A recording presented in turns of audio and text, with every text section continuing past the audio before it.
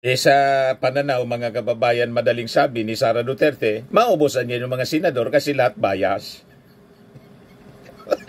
Bias din sa kanya itong si Risa Ontiveros saka si Coco Pimentel. Kaya nga si House Panel Prosecutor Lawrence Defensor po, hindi siya pumapabor doon sa mga suggestions tulad ng sinabi natin, itong si Bato, si Bongo, si Robin, si Amy Marcos, ipa-inhibit. Sa kanya, ayaw niya, tuloy lang niya sila maging senator judge. Pero si Christian Monsod, mga kababayan, constitutionalist, gusto niya na mag-inhibit itong mga senator judges kasi masyado ng bias.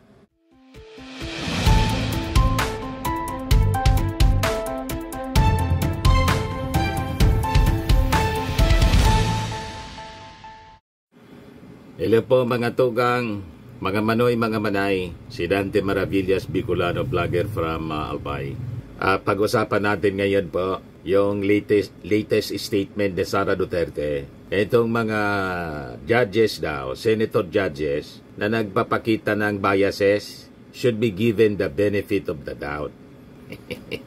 Sa kapag-usapan na din natin mga kababayan, itong warning ng isang abogado from Davao. Ngayong petisyonan niya sa Supreme Court in relation sa impeachment case ni Sara Duterte would just delay trial. So yun yung ating mga kwento ngayon, mga kababayan. Before nating pag-usapan pala, balik na muna tayo sa normal nating porsyon, yung joke time natin mga kababayan, para hindi masyadong mabigat ang yung panonood dito sa ating vlog. So yung kwentong katatawanan, padala mga kababayan ni Anreb Ahmed. Baliktad yung pangalan niya sa Facebook account niya. Ang totoo niyang pangalan po, Brian Prado, taga Laguna. Yung mag-ina, nag-uusap po, tanong ng anak sa kanyang nanay. Sabi ng anak, ma, naniniwala po ba kayo sa kasabihang first love never dies? Sagot ng nanay, oo naman anak, kaya nga, sa tagal ko nang naghihintay, yung ama mong babaero, hanggang ngayon, buhay pa, lintik na yan. Buhay pa po. Babaero kasi. Hinihintay na lang na mamatay ng kanyang asawa.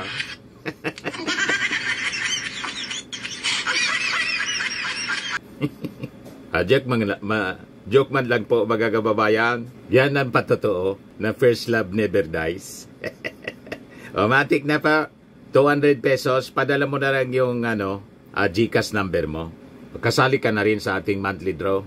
Pag nabunot yung pangalan mo, 5,000 pesos. Pag hindi, kasali ka pa rin sa grand draw natin December.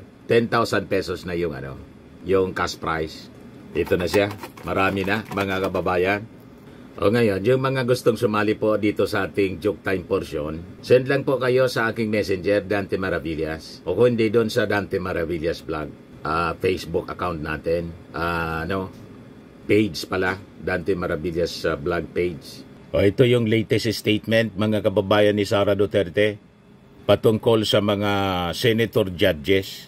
Bigyan na niya sila ng benefit of the doubt. Yung mga kaalyado niya, mga kababayan, may judgment na. Paanong sasabihin niya na give them the benefit of the doubt? Wala nang duda.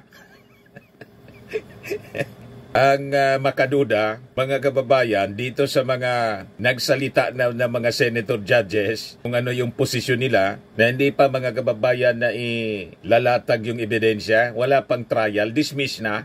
O, di ba? Paano bibigyan natin pa sila ng benefit of the doubt na wala ng duda? Sila mismo yung nag-confirm. Ang rason, mga kababayan, ni Sara Duterte dito sa kanyang sinasabi, iba kita niya si Risa Ontiveros saka si Coco Pimentel. Ganon din baga, sunanuro pa. Kaya nga ang sinusulong ni Risa Ontiveros at saka ni Coco Pimentel ay yung diretso na yung trial. Kasi malinaw yung statement ni Coco Pimentel. After trial niya, doon na niya tayo magdidesisyon whether to acquit or convict. Base sa mga ebidensya, ang problema ng mga senador, mga kababayan ni Sara Duterte, Wala pang trial, may judgment na. Yun ang mali doon. But anyway, i-share ko muna sa inyo yung kwentong ito.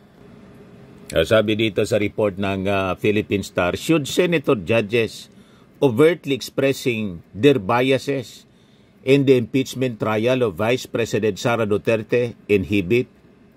There's no need according to the accused herself.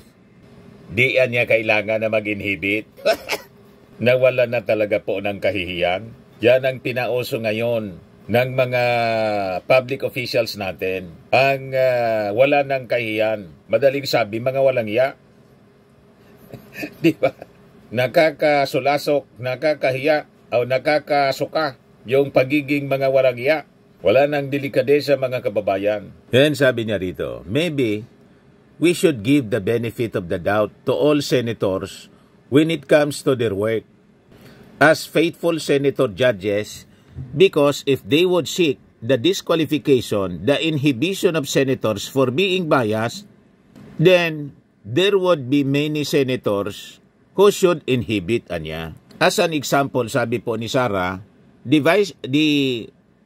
Vice President mentioned Senator Risa Ontiveros, who allegedly mentioned in a public speech that the Dutertes should be destroyed. While Senator Aquilino Pimentel III also reportedly used a term likened to lukaret or crazy. Di sa pananaw mga kababayan, madaling sabi ni Sara Duterte, maubusan niya yung mga senador kasi lahat bias. Bias din sa kanya, itong si Risa Ontiveros saka si Coco Pimentel. Kaya nga si House Panel Prosecutor Lawrence Defensor po, hindi siya pumapabor doon sa mga suggestions. Tulad ng sinabi natin, itong si Bato, si Bongo, si Robin, si Amy Marcos, ipa-inhibit. Sa kanya, ayaw niya, tuloy lang niya sila maging senator judge. Pero si Christian Monsod, mga kababayan, constitutionalist, gusto niya na mag-inhibit itong mga senator judges kasi masyado ng bias.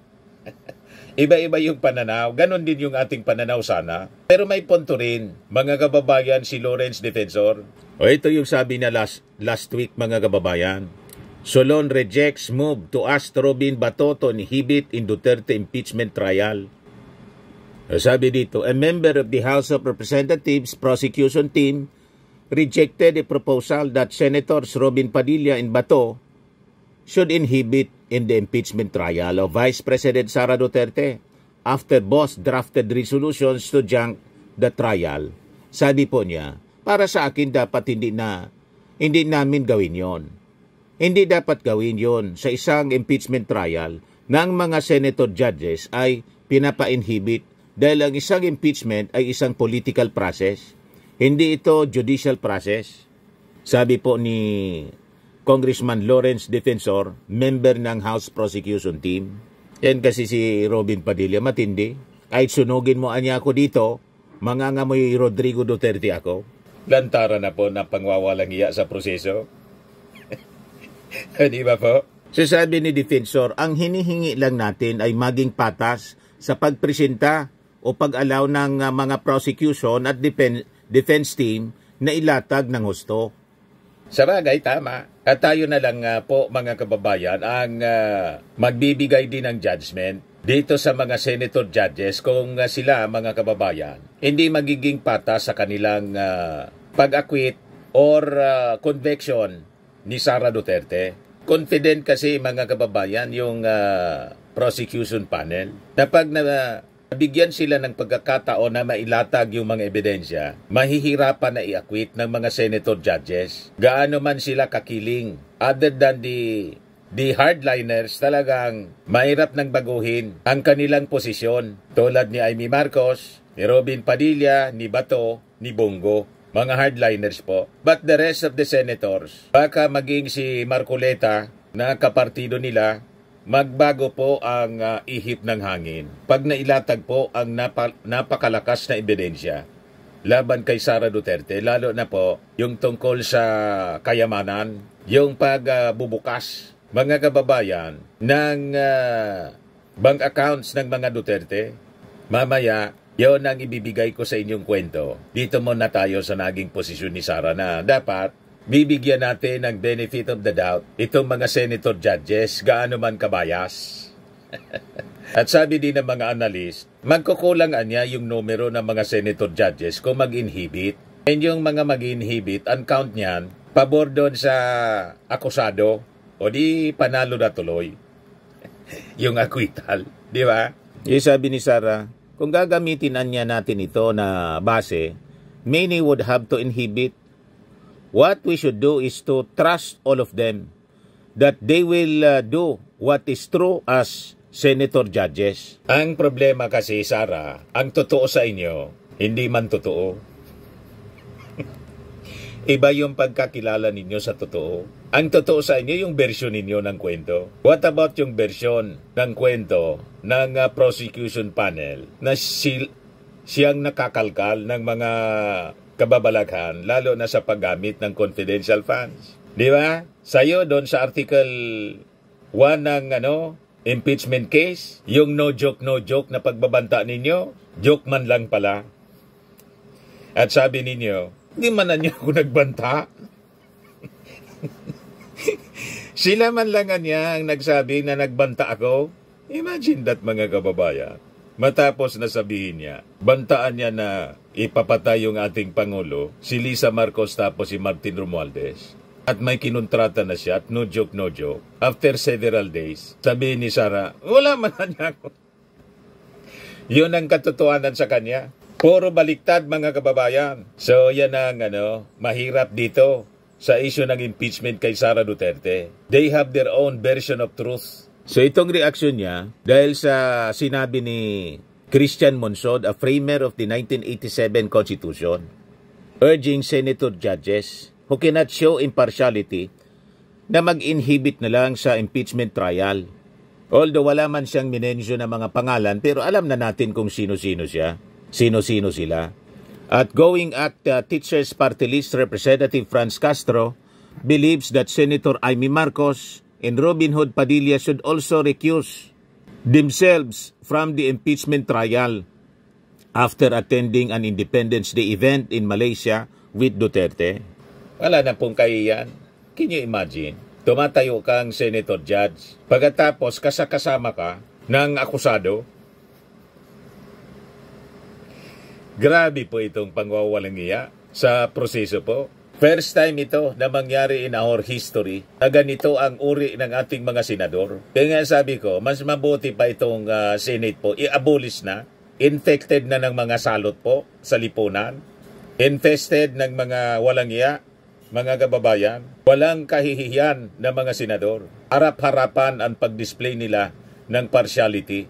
O ngayon, ito yung sabi ng mga abogado mula pa sa Davao. Nagpaabot sila ng warning. Davao lawyers warn Supreme Court petition to delay BP trial.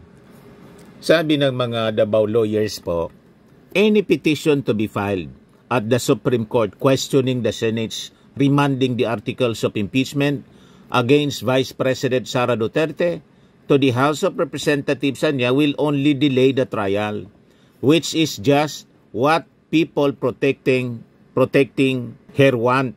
Yun na yan, labas niyan. Yan na niya yung resulta niyan pag mag-file ng petisyon sa Supreme Court. Madidelay na yun man talaga yung purpose ng kampo ng mga Duterte. I-delay hanggat makakita sila ng lusot na hindi na matuloy. Makakita sila ng botas na hindi na matuloy ang impeachment trial. Kasi ang kinatatakutan, sabi ng mga analyst, ni Sara Duterte, kaya yung kampo niya is moving heaven and hell.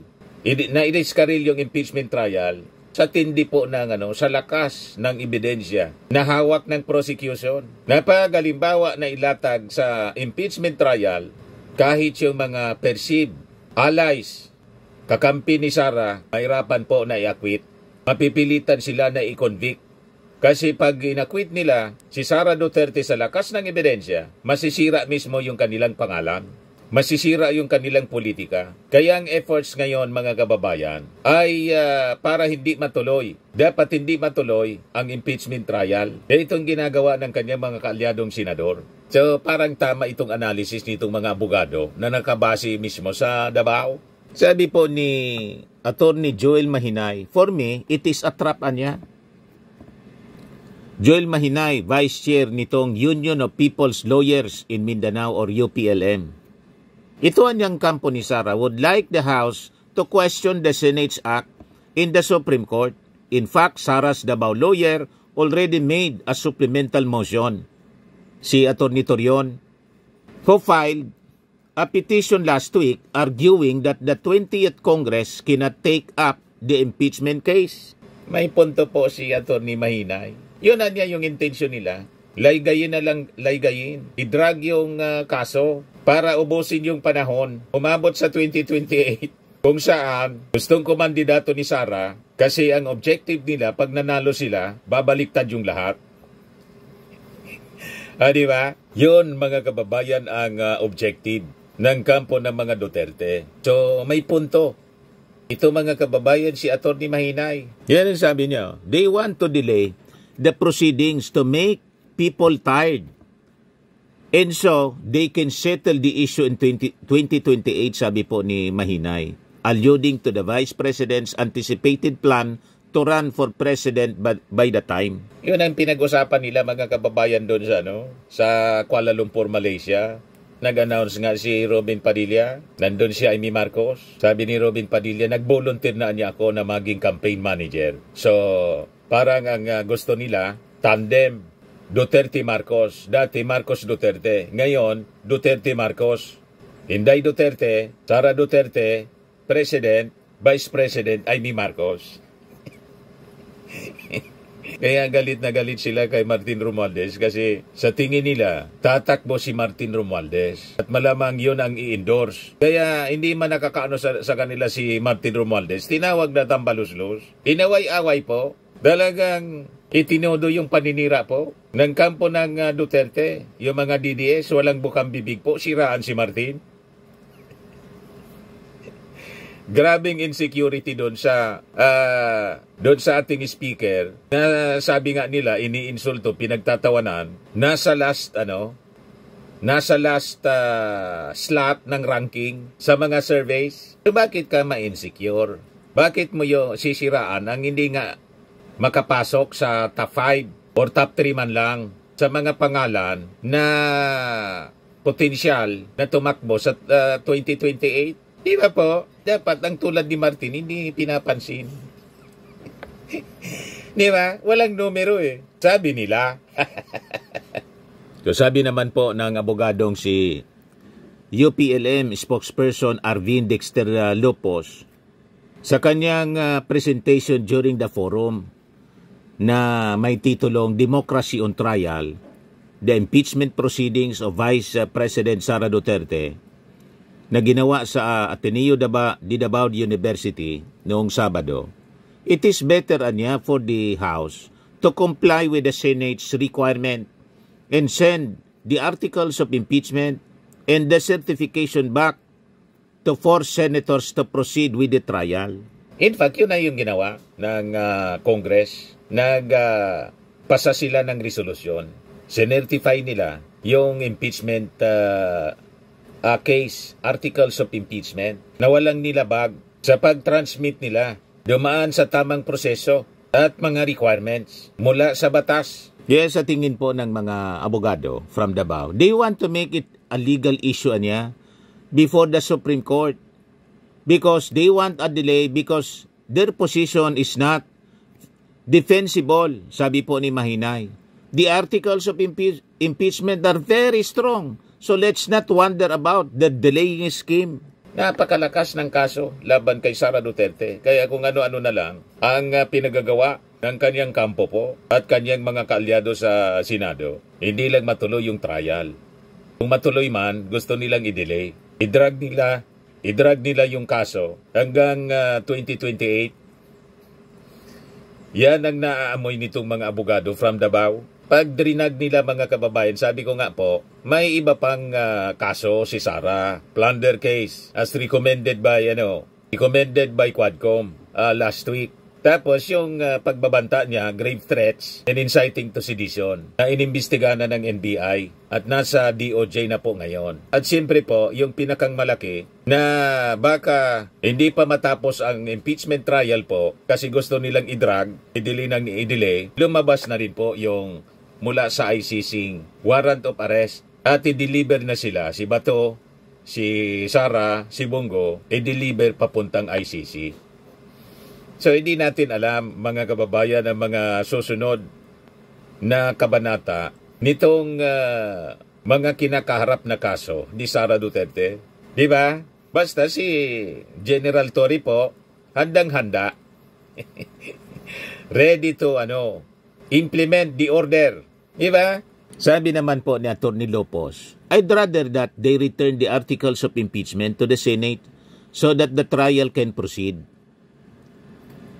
Questioning it before the Supreme Court will cause another delay, but sending it back to the Senate will force the senators to act on it. Sabi naman po ni Atty. Romeo Cabarde Jr., Director ng Ateneo Public Interest and Legal Advocacy Apila, agreean niya ako dyan, that while the Senate's act had no clear basis in the Constitution, he would be cautious about bringing the matter to the Supreme Court immediately. While it's crucial to challenge unconstitutional acts, timing and context matter. Yung Ateneo University of Davao po, kasama sila sa mga universities sa buong Pilipinas na nagpahayag ng posisyon na dapat sundin ng Senado ang constitutional mandate sa kanila na forthwith proceed. Kasama sila sa nagpalabas ng statement last week. So paliwanag po niya na ang anumang premature petition may delay the trial even further, which could be weaponized politically, and also allow those accused to invoke sub judice or judicial courtesy to stall accountability. It will put the Supreme Court in a very difficult position where it is asked to intervene in a co-equal branch, internal proceedings, raising separation of powers concern, sabi po ni Cabarde. Kaya niya ngayon, ang magandang remedy is political and public pressure. Call out the remand for what it is, a constitutional deviation, and insist that the Senate fulfill its duty to try the case without delay. Magandang inapag-uusapan po ito, napag-isipang mabuti. Kasi siyempre, yung defense, sige din po ang isip nila kung paano hindi matuloy ang impeachment trial. Malamang hindi na yan makatulog po. Yun na lang ang usapan nila. Di ba? So, importante yung pagpaplano. Kasi, siguradong aware din po yung defense kung gaano kabigat ang ebidensya na hawak ngayon ng prosecution laban sa kanilang kliyente na si Sara Duterte. Kaya ito yung ginagawa nila. Sabi ko nga mga kababayan, yung mga pagyayabang ni Sara na I want a bloodbath, hindi man yun totoo. Kasi kung totoo po, hindi sana ganito ang mga aksyon ng kanyang abogado at na kanyang mga kaalyadong senador na binablock nilang matuloy ang impeachment trial. Di ba pa? So ito, nangangahulugan napakalakas ng kaso laban kay Sara Duterte.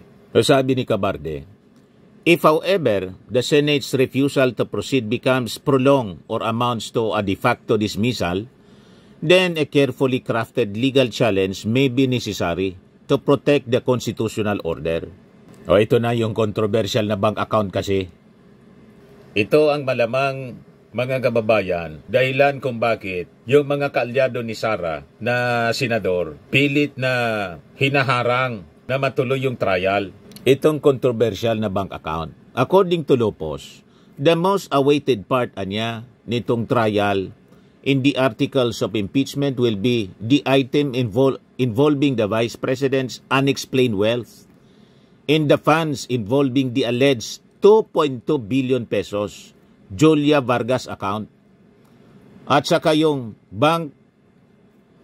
Julia Vargas account sa Bank of the Philippine Islands or BPI. Paniwala niya, hawak na ngayon ng Congress yung Anti-Money Laundering Council documents because the articles of impeachment niya already outlined the amount in the joint bank accounts of Sara and her father, former President Rodrigo Duterte.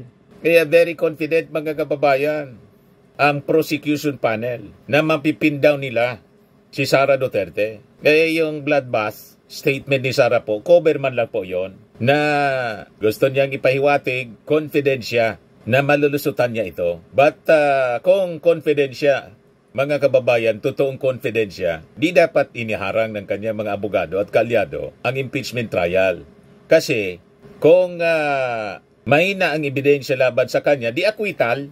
Di ba? Malilinis yung kanyang pangalan. Lalo siya, mga kababayan, na lalakas bilang isang political leader at malamang manalo sa 2028 elections. Pero ang tanong, bakit hindi siya confident sa katotohanan na ma-acquit siya kahit napakarami niyang mga kaalyadong senador? Majority yata ng mga senador, kaalyado niya. Hindi siya confident na mangyari yung trial. Kaya inarang ng kanyang mga abogado, pati ng kanyang mga kalyado, patunay na napakalakas ng ebidensya. At mahirapan yung kanyang mga kaalyadong senador i-acquit siya. Yan ang punto rito ni Atty. Lopos. Kaya sabi niya, why is this the most awaited part?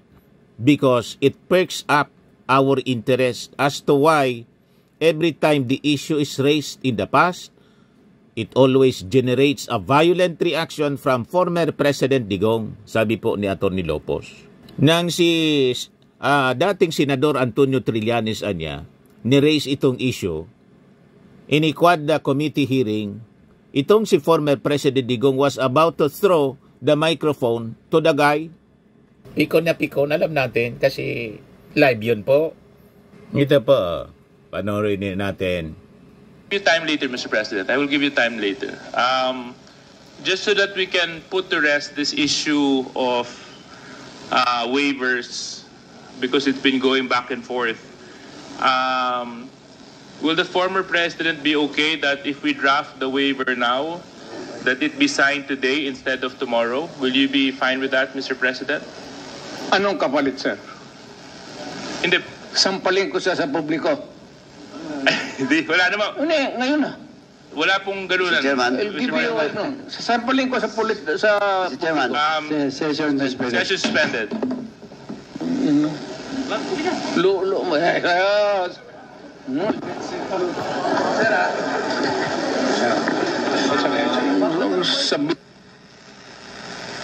Order, please. Order.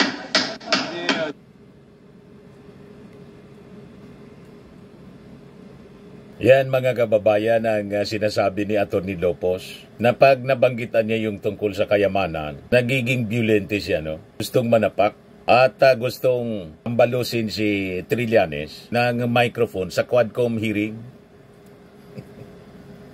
Patunay na ito yung pinakahihintay once na yung madiscuss mga kababayan sa trial, yung tungkol sa unexplained wealth ng mga Duterte. So sabi po ni Atty. Lopos, during the time anya, when the former president and his daughter sat as mayor of Davao City, the 2.2 billion pesos account was never reflected sa kanilang SALN. Kaya sabi niya, the people anya must be prepared for what would happen on June 21 or after the 10 days given the Vice President to answer the Senate summons. So ito yon mga kababayan ang kaabang-abang. O ngayon, ito yung tungkol sa sabi, may railroading kasi sa fourth impeachment complaint na final ng House against the Vice President. Ito yung latest mga kababayan. Wala niyang railroading based sa naging desisyon ng Office of the Solicitor General.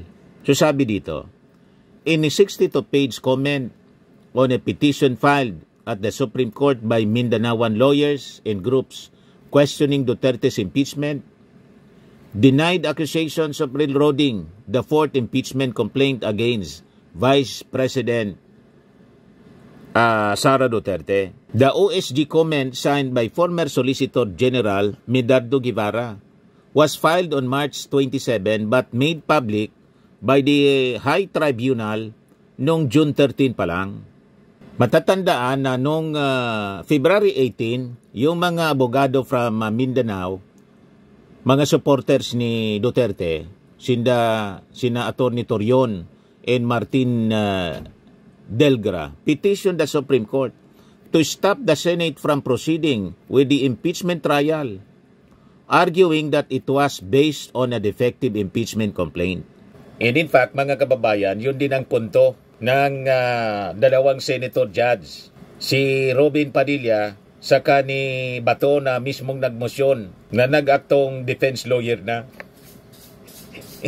Defective daw, kaya dapat ibalik sa Congress. So in answering these allegations, the OSG said the petitioner's argument only showed they lack proper understanding of the impeachment process outlined under Section 3, Article 11 of the 1987 Constitution. Paliwanag ng OSG, Office of the Solicitor General, that there are three modes by which an impeachment complaint may be filed before the lower chamber: by a verified complaint by any member of the House, by a verified complaint filed by any citizen upon a resolution of endorsement by any member of the House, or by a verified complaint or resolution filed by at least a third of all the House members. Yung pangatlong mode from which the Duterte was impeached for alleged culpable violation of the Constitution,